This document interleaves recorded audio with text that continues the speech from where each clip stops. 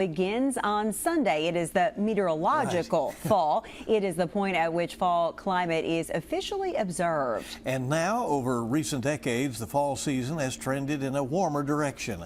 Well, First Alert meteorologist Ben Beddoes explains the impacts of the warmer fall seasons. The fall season is right around the corner. However, the season is trending in a warmer direction.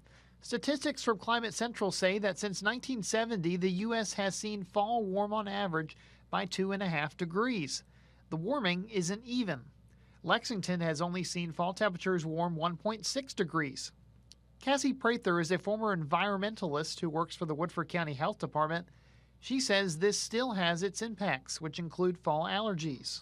That can just leave people kind of miserable, for an extended period of time when those warmer temperatures are lingering. A lot of the environment in the fall is dictated by first frosts. Whether that's the end of growing season, fall allergies, or those annoying ticks and mosquitoes. Those, particularly the ticks, those are of concern because they have potential to spread Lyme disease here in Kentucky. And so you can have people being exposed to things like Lyme disease for longer periods of time. There are also other impacts that warmer falls look to bring.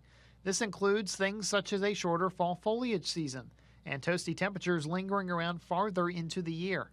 I'm meteorologist Ben Beddoes, WKYT. And the latest seasonal temperature outlook predicts that temperatures could be slightly above average this fall as a whole.